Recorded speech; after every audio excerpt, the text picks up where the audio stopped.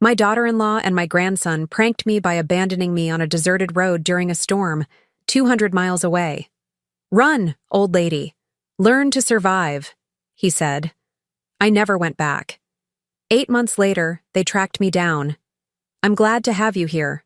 Follow my story until the end and comment the city you're watching from so I can see how far my story has reached. The windshield wipers couldn't keep up with the rain. I sat in the passenger seat of Lance's pickup truck, clutching my purse tighter as lightning split the sky ahead of us. At 66, I should have known better than to trust my 28-year-old grandson when he offered to drive me to my doctor's appointment in the city. "Thanks for taking me, honey," I said, raising my voice over the thunder. "I know it's a long drive." Lance didn't respond. His jaw was set in that hard line I'd seen too often lately, especially when Ophelia was around. My daughter-in-law had that effect on him, turning my sweet grandson into someone I barely recognized. "The GPS says we're still 2 hours from Dr. Henderson's office," I continued, trying to make conversation. "Maybe we should pull over until this storm passes." That's when Lance started slowing down. At first I thought he was being sensible, finding a safe place to wait out the weather. But when he pulled onto a gravel road that led to absolutely nowhere, my stomach dropped. "Lance, where are we going?" He stopped the truck in the middle of what looked like an abandoned parking lot. Through the rain-streaked windows, I could see nothing but empty fields stretching in every direction. No buildings, no other cars, no signs of life. "Get out," he said, his voice flat and cold. I stared at him, certain I'd misheard. "What did you say?" I said, "Get out, Grandma." He turned to look at me then, and I saw something in his eyes that made my blood freeze. Pure contempt. "Ophelia and I are done with you.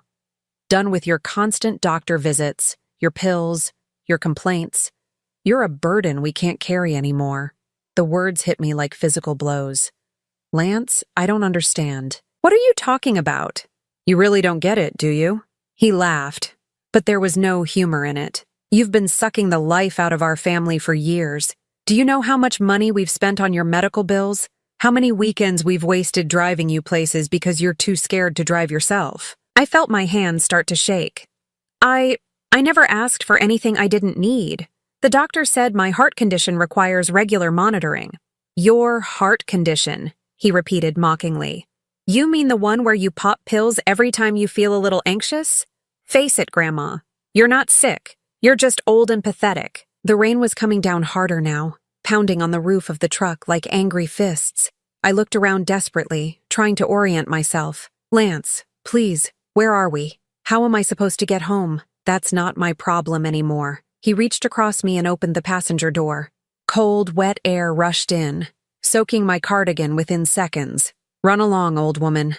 Time to learn how to take care of yourself." I couldn't move. My body felt frozen, not from the cold, but from the sheer impossibility of what was happening. "You can't be serious. You can't just leave me here. Watch me." Lance's voice was getting louder, more aggressive. "Ophelia was right about you. You're a parasite. You've been living off our kindness for too long, and we're done enabling your helplessness." The word helpless stung worse than any physical pain.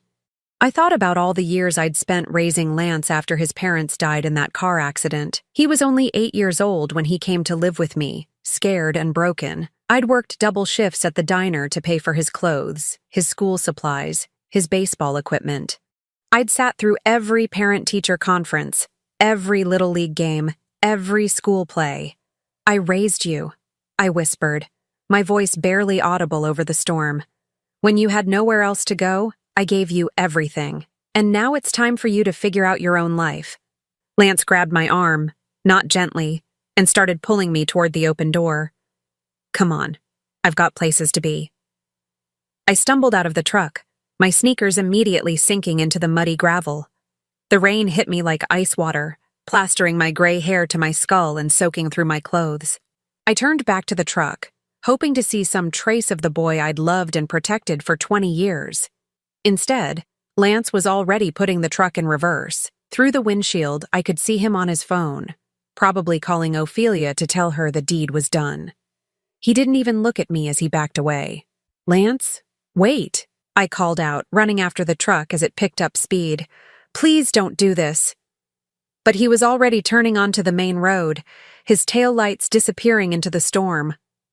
I stood there in the middle of that empty lot, water streaming down my face, though I couldn't tell anymore what was rain and what were tears. The silence after his engine faded was deafening. Just me, the storm, and the crushing realization that the family I'd sacrificed everything for had just thrown me away like garbage. I pulled out my phone with shaking hands, hoping for one bar of signal, but the screen showed nothing. No service. No way to call for help. Thunder crashed overhead, and I looked around desperately for any kind of shelter. That's when I saw it. A small building in the distance, barely visible through the rain. It looked like it might be a gas station or convenience store. With nowhere else to go, I started walking toward it, every step a struggle against the wind and mud. As I trudged through that storm, completely alone and abandoned by the person I'd loved most in the world, I felt something inside me break. Not just my heart, though that was shattered beyond repair. Something deeper. The part of me that had always believed family meant something. The part that trusted love was unconditional. By the time I reached that little building, which turned out to be a closed auto repair shop, I wasn't the same woman who'd climbed into Lance's truck that morning. I was someone else entirely. Someone who finally understood that sometimes the people who hurt you most are the ones you'd do anything to protect. The auto repair shop was locked, but there was a small overhang that provided some shelter from the worst of the storm. I huddled against the door, my teeth chattering so violently I could hear them clicking together. My clothes were soaked through, and I could feel the cold seeping into my bones. I don't know how long I stood there, maybe an hour, maybe 3. Time seemed to stretch and compress in strange ways. Every few minutes, I'd pull out my phone to check for signal, but the screen remained stubbornly blank. No bars, no hope of calling anyone, even if I'd had someone to call. That's when I heard the truck engine. At first, my heart leaped. Maybe Lance had come back. Maybe he'd realized what he'd done and returned to get me. But as the headlights cut through the rain, I could see it wasn't his red pickup. This truck was older, white, with rust along the wheel wells. The truck pulled up beside the repair shop, and an elderly man in a rain jacket jumped out. He was probably around 70, with white hair and kind eyes behind wire-rimmed glasses. "Ma'am, are you all right?" he called over the storm, hurrying toward me. I tried to answer, but my voice came out as more of a croak. The cold had settled deep in my throat, making it hard to speak. "Good Lord, you're soaked to the bone," he said, taking off his rain jacket and wrapping it around my shoulders. "I'm Harold Morrison. My wife and I live about a mile down the road. What in the world are you doing out here?" I wanted to tell him everything, but the words wouldn't come. How do you explain to a stranger that your own family just discarded you like trash? How do you admit that the person you'd raised from childhood had looked you in the eye and called you worthless? My ride left," I managed to whisper. Harold's face darkened with understanding. "Left you? In this weather? Who would do such a thing?" I couldn't answer that. Not yet. Maybe not ever. "Well, come on then," Harold said gently. "Let's get you somewhere warm and dry. We'll figure out the rest later." He helped me into his truck, cranking up the heat until warm air was blasting from the vents. The simple act of kindness from this stranger made me start crying again. Deep, shuddering sobs that I couldn't control. Harold didn't ask questions during the short drive to his house. He just drove carefully through the storm, occasionally glancing over at me with concern. When we pulled into the driveway of a modest ranch-style home, he hurried around to help me out of the truck. The front door opened before we reached it, revealing a woman about Harold's age, with silver hair pulled back in a neat bun. She took one look at me and immediately sprang into action. "Harold Morrison, what have you brought me now?" she said. But her tone was warm, affectionate. "Come here, honey. Let's get you into some dry clothes. This is my wife, Margaret," Harold said as she ushered me inside. "Maggie, this lady was stranded out at the old Murphy place. Someone left her there in the storm." Margaret's eyes flashed with anger. "Left her? What kind of monster leaves an elderly woman in weather like this?"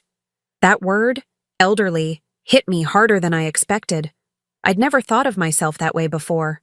In my mind, I was still the young woman who'd worked 3 jobs to support Lance, who'd stayed up all night when he had pneumonia, who'd cheered louder than anyone at his high school graduation. But standing there in Margaret's living room, dripping water on her clean floors, I suddenly felt every one of my 66 years. "Let's get you into a hot shower first," Margaret said, her voice gentle but firm. "Then we'll talk." She led me to a guest bathroom and provided me with clean towels and a warm robe. The hot water felt like a miracle against my chilled skin.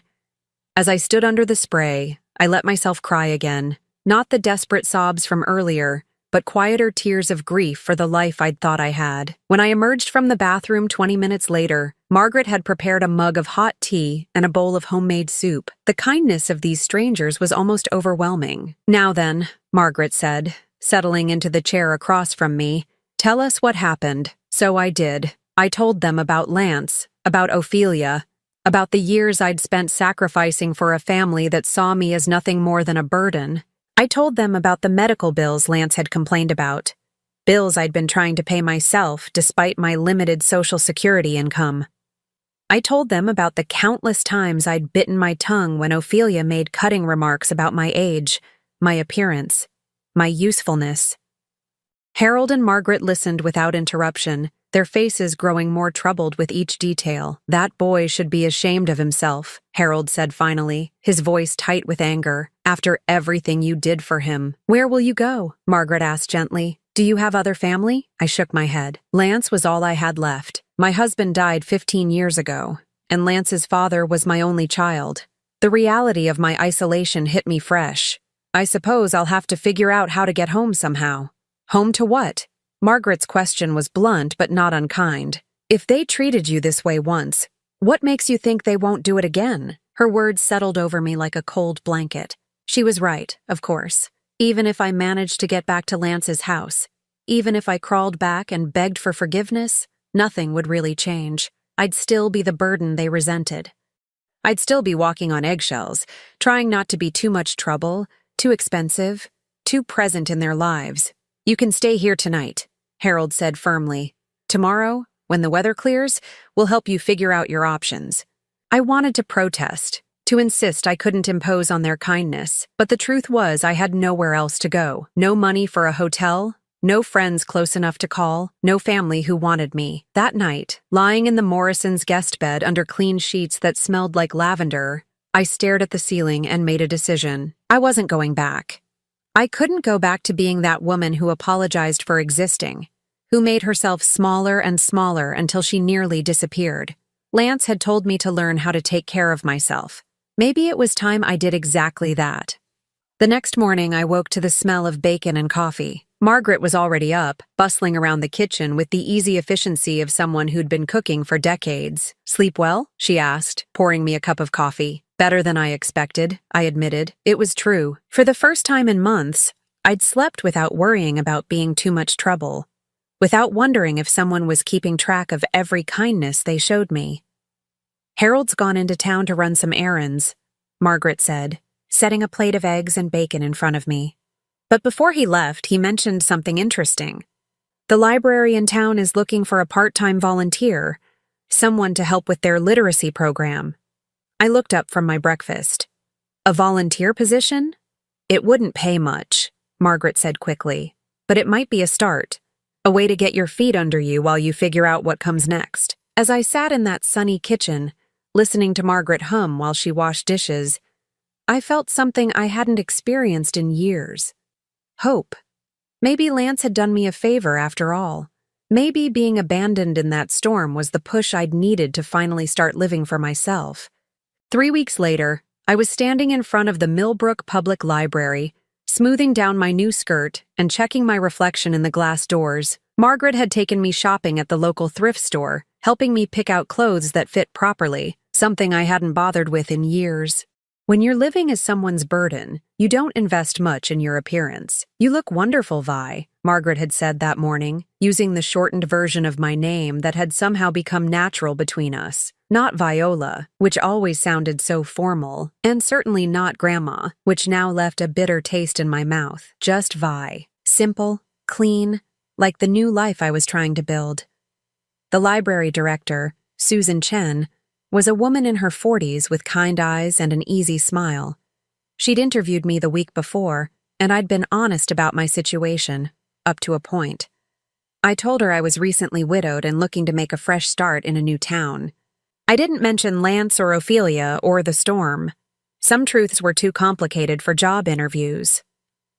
"Vi, welcome to the team," Susan said, leading me through the main floor of the library. "I'm so excited to have you help with our adult literacy program. Many of our students are older adults who never had the chance to learn to read properly. I think they'll relate to you wonderfully."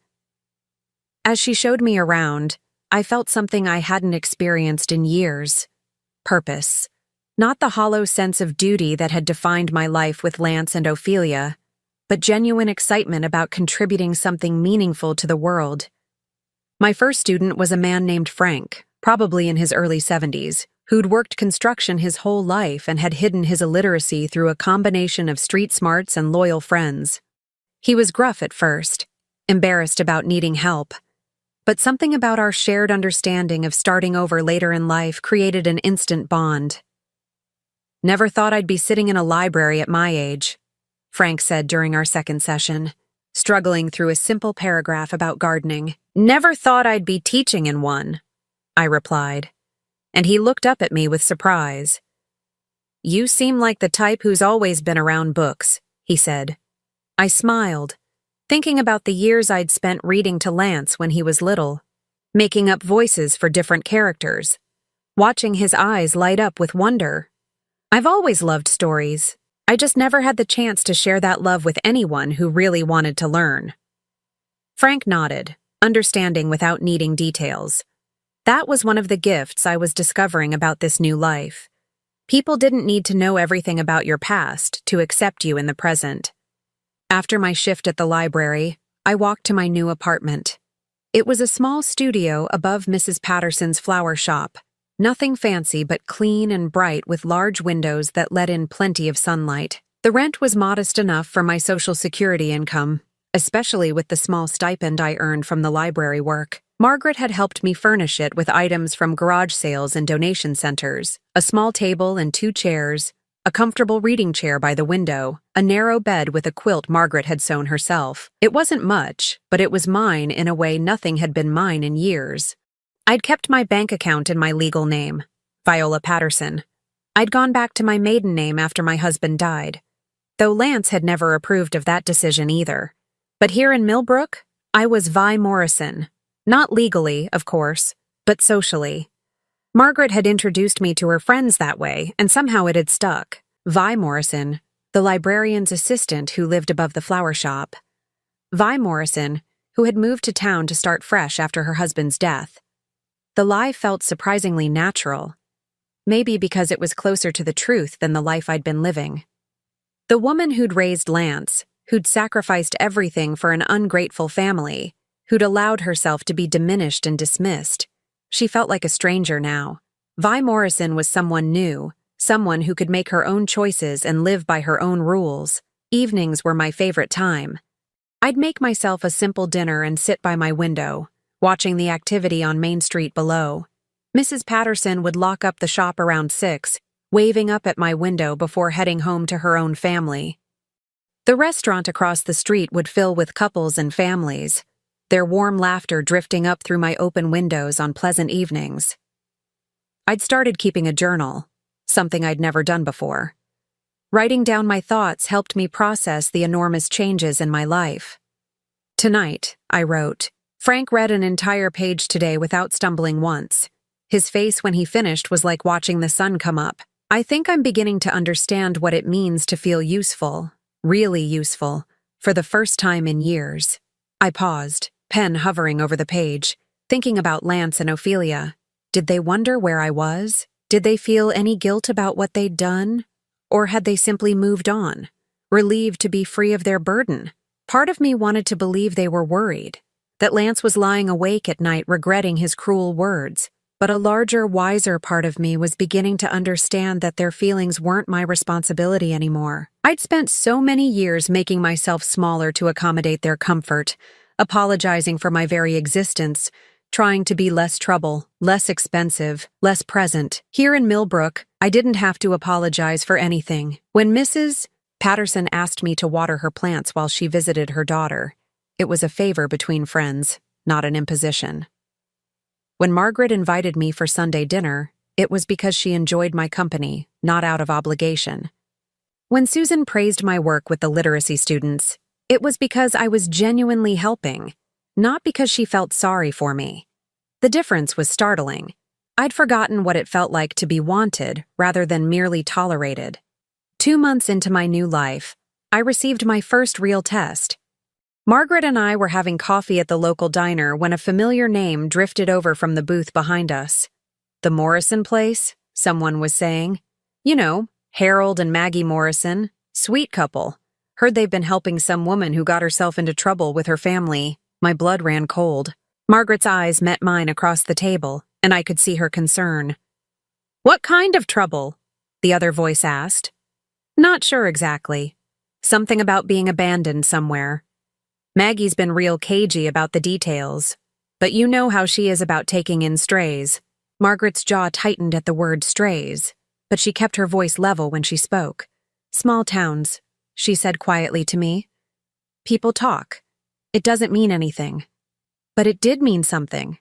It meant my carefully constructed new identity could crumble at any moment.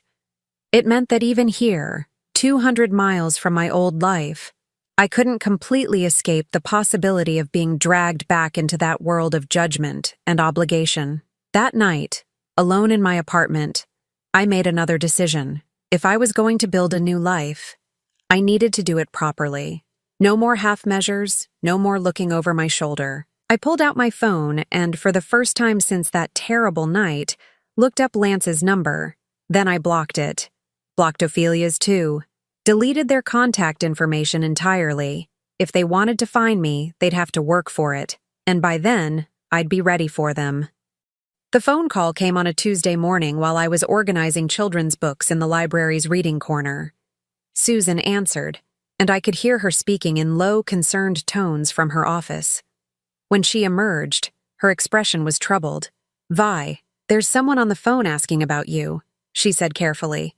"A woman named Betty Hutchins. She says she's a neighbor of yours from your old town." My hand stilled on the book I was holding. A bright picture book about a little bear who gets lost in the woods. Betty Hutchins. I remembered her vaguely. An older woman who lived 3 houses down from Lance and Ophelia, the type who knew everyone's business and wasn't shy about sharing it. "She says it's important," Susan continued. "Something about your family being worried about you." I felt that familiar tightness in my chest. The same feeling I'd had whenever Lance would come home in one of his moods, ready to blame me for whatever had gone wrong in his day. But this time, instead of automatically apologizing and trying to fix things, I took a deep breath and made a choice. "I'll take it," I said, walking to Susan's office and closing the door behind me. Betty's voice came through the phone like a blast from a past I'd been trying to forget. "Viola? Viola Patterson? Thank goodness I found you. I've been calling libraries all over the state." "Hello, Betty," I said, my voice steady despite my racing heart. "What can I do for you?" "Well, I should think you'd want to know what's been happening with that grandson of yours since you disappeared," Betty said, and I could hear the eagerness in her voice. She'd always loved being the bearer of dramatic news. "I didn't disappear, Betty. I moved." "Moved? Without telling anyone?" "Viola, people have been worried sick. Lance has been beside himself." That almost made me laugh. Lance, beside himself with worry about the burden he'd literally thrown away in a storm. What exactly has Lance told people about my departure? There was a pause, and I could practically hear Betty recalibrating her approach. "Well, he said you'd had some kind of breakdown. Said you wandered off during one of your doctor appointments, and he's been searching for you ever since." A breakdown. Of course, that's how he'd spun it. Poor Lance, dealing with his mentally unstable grandmother, who just couldn't handle the stress of aging. It was perfect. It made him look like the devoted grandson while painting me as the problem. "Betty, did Lance mention anything about the circumstances of my departure? About where exactly I was when I had this supposed breakdown?" Another pause. Longer this time. He He said it was during a storm, that you got confused and wandered away from the car. I see. I kept my voice neutral, but inside I was seething. Even in his lies, Lance couldn't completely hide the truth. And how has Lance been handling my absence? That's when Betty's tone shifted, becoming more conspiratorial. Well, since you ask, things haven't been going too well for him and that wife of his. Ophelia's been having some difficulties. What kind of difficulties? Money troubles, mostly. Word is they've been behind on their mortgage for months. Lance lost his job at the warehouse about 6 weeks ago. Something about showing up drunk. Though Ophelia's been telling everyone it was budget cuts. My grip tightened on the phone. 6 weeks ago. That would have been just 2 weeks after they abandoned me. And there's talk about other problems too, Betty continued, clearly relishing having a captive audience. Ophelia's been seen around town with that Miller boy. You know, the one who works at the gas station. Young thing, maybe 22 or 23. People are starting to whisper. I thought about Ophelia, with her perfectly styled hair and her constant complaints about Lance not being ambitious enough, not making enough money, not giving her the life she deserved. It wasn't entirely surprising that she'd look elsewhere when things got difficult. But the real problem, Betty went on, is they can't manage without you. That house you all shared? It's falling apart. Nobody's been keeping up with the yard work or the repairs. Lance tried to fix the kitchen sink himself last month and flooded half the downstairs. Ophelia's been hiring people to come in and clean, but they can't afford it. The picture Betty was painting was becoming clearer. For all their complaints about me being a burden, Lance and Ophelia had relied on me for far more than they'd ever admitted. I'd been the one maintaining the house, managing the household budget, coordinating repairs and appointments. I'd been the stable center around which their chaotic lives revolved. There's something else, Betty said, her voice dropping to a whisper. I probably shouldn't tell you this, but I heard from my cousin who works at the bank. They're in real trouble, Viola. Real trouble. The foreclosure notice went up last week. Foreclosure. The house I'd helped pay for, the home I'd maintained and improved, was being taken away. And suddenly their desperate search for me made perfect sense. They didn't want me back because they missed me or felt guilty about what they'd done. They wanted me back because they needed me. Betty, I said carefully, has anyone mentioned calling the police about my disappearance? Oh, Lance filed a missing person report weeks ago. But between you and me, the police don't seem too concerned. They said since you're an adult and there's no sign of foul play, there's not much they can do if you don't want to be found. Smart officers. They'd probably seen this type of family drama before. I appreciate you calling to let me know, I said, but I want you to understand something. I didn't wander off in confusion, and I didn't have a breakdown. I made a conscious choice to leave a situation that was harmful to me. I'm safe, I'm well, and I'm exactly where I want to be. But Viola, they're your family. No, Betty, I interrupted, my voice firm.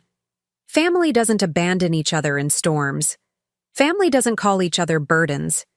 Family doesn't lie about what really happened when things go wrong. There was a long silence on the other end of the line. I won't tell them I found you, Betty said finally, her voice much quieter now. But Viola, they're really struggling. Whatever happened between you all, they need help. After I hung up, I sat in Susan's office for a long time, staring out the window at the peaceful main street of Millbrook. Children were walking home from school, swinging their backpacks and chattering to their friends. An elderly man was walking his dog, stopping to chat with neighbors along the way. Normal life, uncomplicated by family drama and manipulation. So Lance had lost his job. Ophelia was cheating. They were losing the house. Part of me, the part that had spent decades putting their needs before my own, wanted to feel sorry for them, but a larger part, the part that was still angry about being thrown away like garbage, felt something else entirely. Justice. Not the cruel, vengeful kind of justice that takes pleasure in others' pain, but the quiet, inevitable justice that comes when people finally face the consequences of their choices. They'd decided I was expendable, that they could treat me however they wanted, because I'd always be there to absorb their anger and clean up their mistakes. Now they were learning what life looked like without me. That evening, I called Margaret and told her about Betty's call. We sat on her front porch, watching Harold tend to his garden while I recounted the conversation. "So they're looking for you," Margaret said when I finished. "How does that make you feel?" It was such a simple question, but it took me a long time to answer. How did it make me feel to know that the family who discarded me was now desperate to have me back? "Powerful," I said finally, surprising myself with the word. "For the first time in my life, I feel powerful." Margaret nodded approvingly. "Good. That's how you should feel. You hold all the cards now."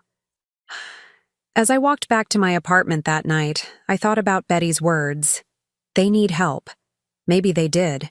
But need and deserve were two very different things.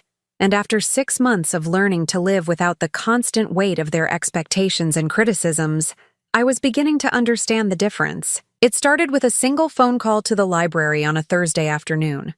Susan came to find me in the children's section, her face pale and concerned. "Vi, there's a man on the phone who says he's your grandson. He sounds upset." My hands went still on the books I was shelving. After 8 months of peace, they'd finally tracked me down. I'd been expecting this day, dreading it, but also preparing for it. "What did you tell him?" I asked. "Nothing yet. I said I needed to check if you were available. He's holding on line too." I followed Susan to her office, my heart pounding but my mind surprisingly clear. I'd had months to think about this moment, to decide how I would handle it when it came. "Hello, Lance," I said into the phone, my voice steady. "Grandma?" His voice cracked on the word, and for a moment he sounded like the 8-year-old boy who used to have nightmares after his parents died. "Grandma, thank God. We've been looking everywhere for you." "Have you?" There was a pause, as if he'd expected me to immediately start apologizing or explaining myself. When I didn't, his tone shifted. "Where the hell have you been? Do you have any idea what you've put us through? We thought you were dead. We've been worried sick. The same man who'd called me a parasite and left me to die in a storm had been worried sick. "What do you want, Lance?" "What do I want? I want you to come home. We need to talk. There's been a huge misunderstanding, and we need to work this out." A misunderstanding. That's what he was calling it now. "I'm quite comfortable where I am," I said. "If you need to talk, you can do it over the phone." "No, that's not..." "Grandma, you don't understand. Things have been really hard without you. We made some mistakes, but we can fix this. We're family." There was that word again. Family. The magical word they thought could erase everything they'd done. "Lance, I want you to listen to me very carefully," I said, my voice growing colder. "You didn't make a mistake. You made a choice. You chose to abandon your grandmother in a storm 200 miles from home. You chose to call me worthless and pathetic. You chose to tell people I had a breakdown rather than admit what you really did." "Grandma, please." "I'm not finished." My voice cut through his pleading like a knife. "You're calling me now not because you miss me or because you're sorry, but because you need me. Because you and Ophelia can't manage your lives without someone to blame for your problems and clean up your messes." The line went quiet for so long I thought he might have hung up. When he spoke again, his voice was different, harder. "You're right," he said. "We do need you, but you need us too. You're 66 years old, living God knows where, probably blowing through your savings. What happens when you get sick? What happens when you can't take care of yourself anymore?"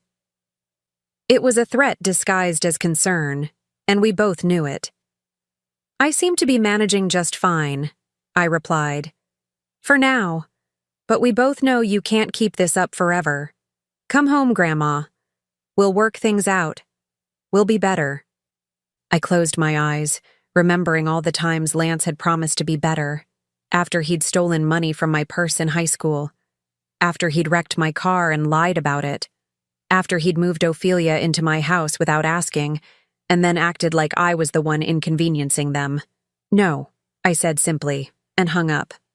The phone rang again immediately. I let it go to voicemail, then it rang again, and again. Over the next 3 days, Lance called the library 62 times. Susan had to assign someone else to answer the phones because he was tying up the lines. When I refused to take his calls, he started leaving increasingly desperate messages. The first few were pleading, "Grandma, please just talk to me. I know we hurt you, but we can fix this."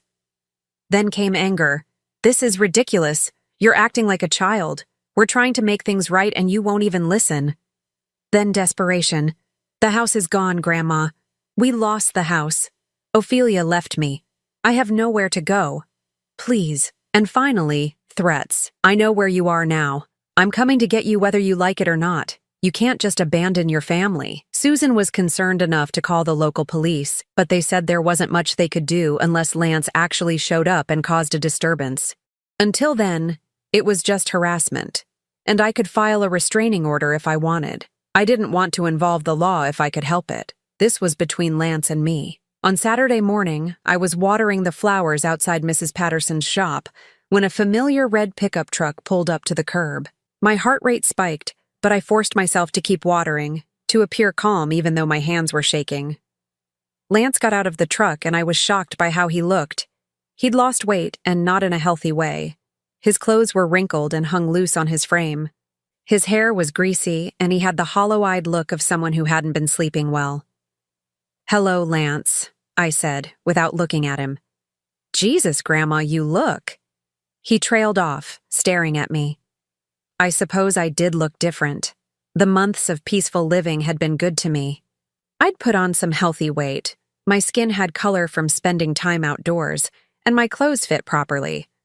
I looked like a woman who was taking care of herself instead of someone who was simply surviving.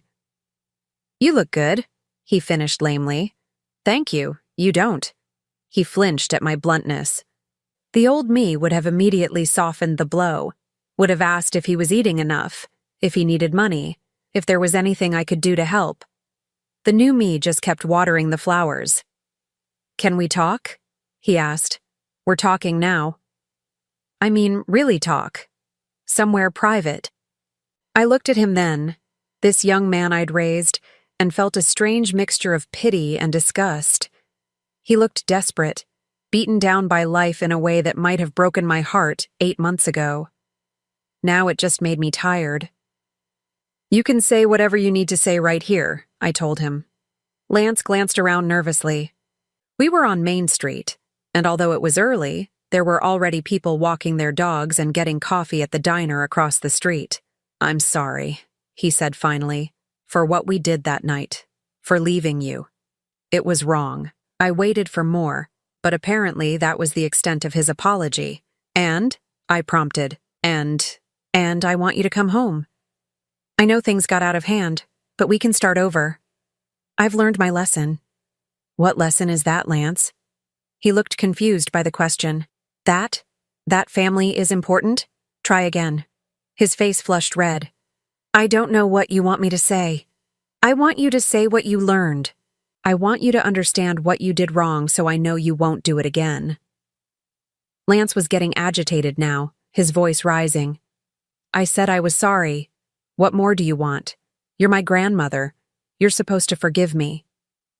There it was, the entitlement that had always been there, just barely hidden beneath the surface. He wasn't sorry for what he'd done to me. He was sorry that it had consequences for him. "No, Lance," I said quietly. "I'm not supposed to do anything anymore. That's what you taught me that night in the storm. Don't be like this," he pleaded. "I know you're mad, but you're all I have left. Ophelia's gone. The house is gone. I lost my job. I need you." And there it was, the truth he'd been dancing around. He didn't want me back because he loved me or missed me. He wanted me back because his life had fallen apart without someone to take care of him. "That sounds like a lot of problems," I said, moving to the next planter.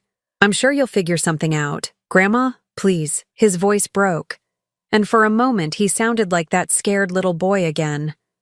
"I don't know how to do this without you." I stopped watering and looked at him directly.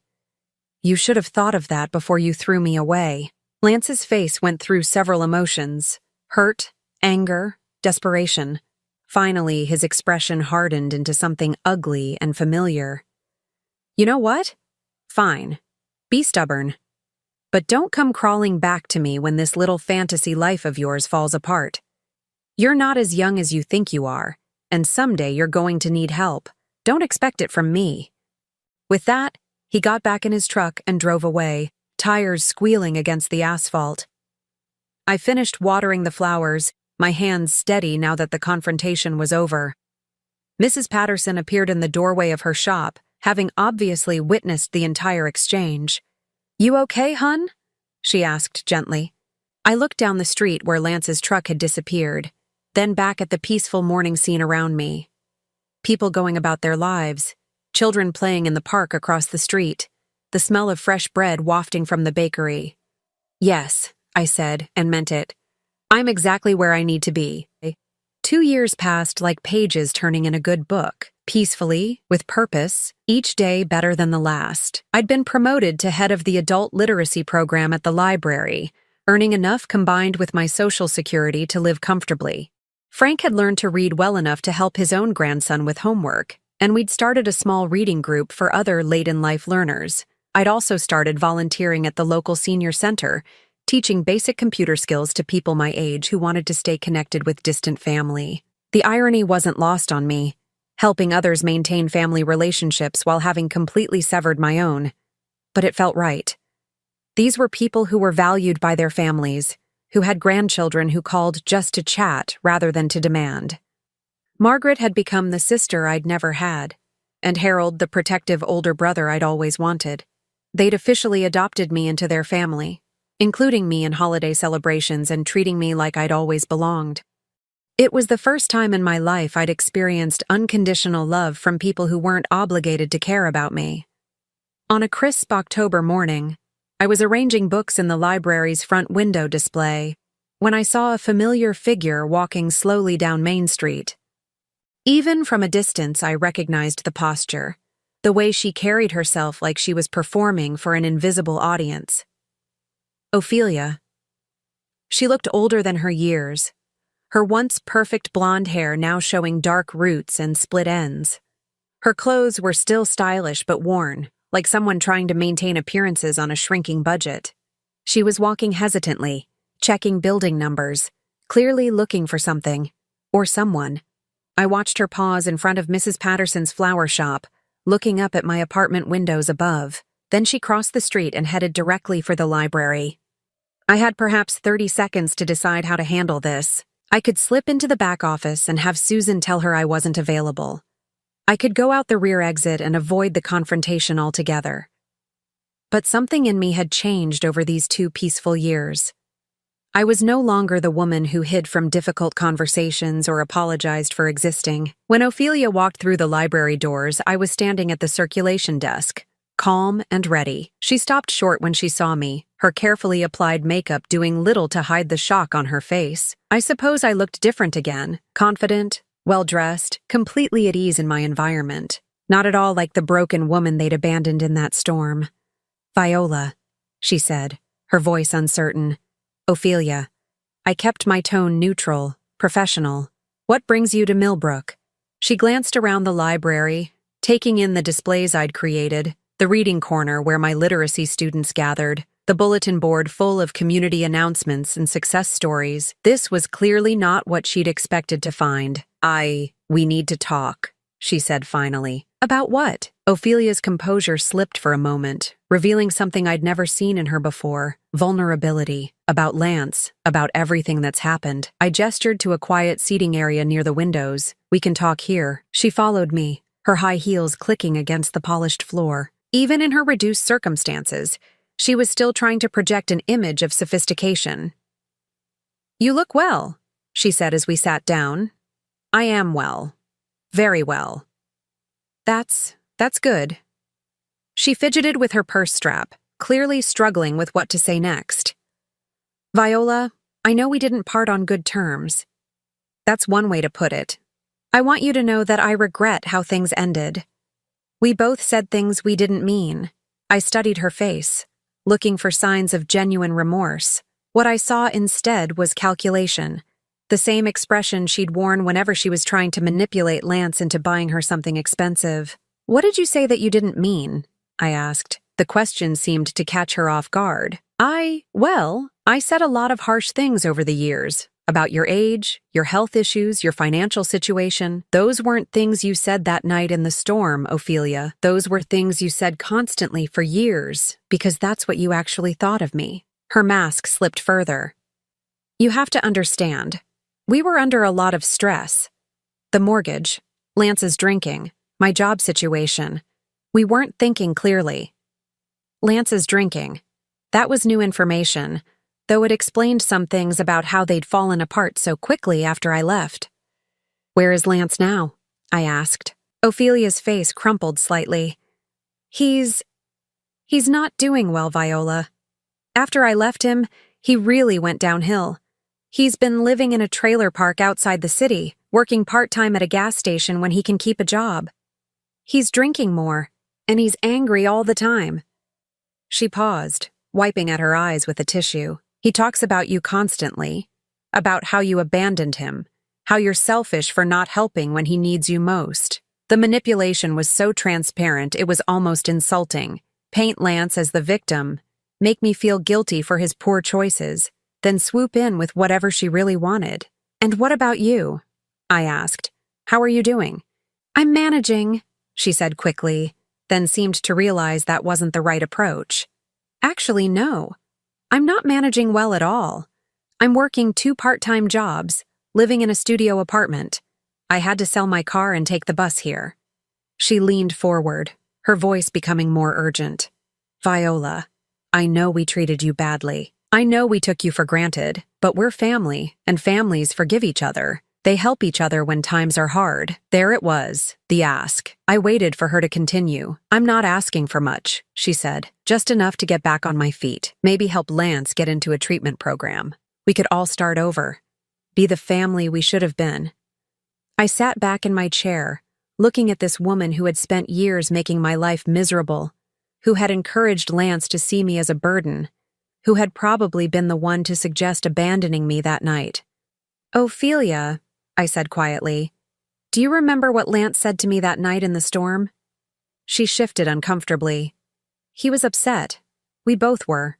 He called me a parasite. He said I was pathetic, and that you were right about me. He told me to run along and learn to take care of myself." I kept my voice level, matter of fact. "So I did. But that's not who you really are," she protested. "You're kind and generous and loving. You raised Lance when no one else would. You sacrificed everything for him. You're right. I did sacrifice everything for him. My savings, my health, my self-respect, my happiness. I gave him everything I had, and in return, he threw me away like garbage." Ophelia's eyes filled with tears. Whether real or performed, I couldn't tell anymore. "People make mistakes, Viola. Even terrible mistakes. But that doesn't mean they can't change." "You're absolutely right," I said, standing up. "People can change. I'm living proof of that." She looked up at me, confusion replacing the hope that had been building on her face. I changed from someone who allowed herself to be used and discarded into someone who knows her own worth. I changed from someone who apologized for existing into someone who lives with purpose and dignity. I changed from someone who was afraid of being alone into someone who enjoys her own company and chooses her relationships carefully. I walked to the window, looking out at the peaceful street where I'd built my new life. What I won't change back into is someone who rescues people from the consequences of their own choices. "But we're family," Ophelia said desperately. I turned back to face her. "No, we're not. Family doesn't abandon each other in storms. Family doesn't call each other parasites. Family doesn't lie about what really happened when things go wrong." She was crying openly now, and for the first time since I'd known her, it looked genuine. "What are we supposed to do? How are we supposed to survive without you?" "The same way I survived without you," I said simply. "By learning to take care of yourselves." I walked back to the circulation desk and picked up a piece of paper, writing something quickly. Then I returned to Ophelia and handed it to her. "What's this?" she asked. "The address of a social services office in your area. They have programs for people with addiction issues and job training for people who need new skills. If Lance genuinely wants help, that's where he should start." Ophelia stared at the paper like it was written in a foreign language. "But what about us? What about our relationship?" "We don't have a relationship, Ophelia. We never did.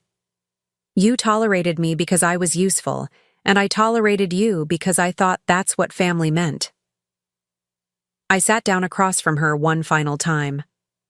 "I want you to listen to me very carefully, because this is the last time we're going to have this conversation. I am not responsible for fixing Lance's life or yours. I am not obligated to sacrifice my happiness for your comfort. I am not going to apologize for choosing to live in peace rather than chaos. You can't just cut us off forever, she said, but her voice lacked conviction. I'm not cutting you off. I'm setting boundaries. If Lance gets sober, if he gets his life together, if he learns to take responsibility for his actions and genuinely apologizes for what he did, not because he wants something from me, but because he understands how deeply he hurt me, then maybe we can have a conversation, maybe. I stood up again, signaling that our conversation was over, but that's his choice to make, not yours, and not mine. Ophelia gathered her purse and stood shakily. At the library door, she turned back one more time. I hope you'll change your mind, she said. I hope you won't need me to, I replied.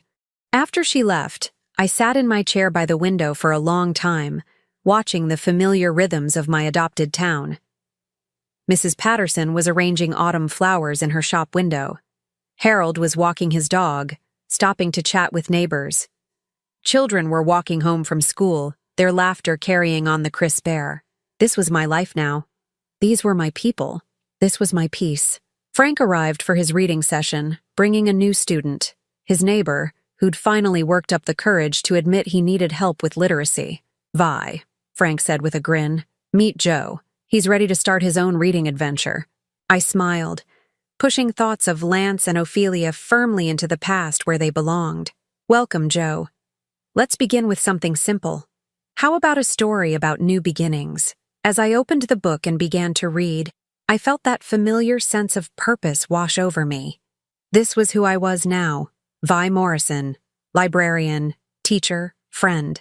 A woman who helped people build themselves up rather than one who allowed herself to be torn down. Outside, autumn leaves danced in the wind, spinning away from their branches to make room for new growth. Some endings, I realized, are really just beginnings in disguise. Now I'm curious about you who listened to my story.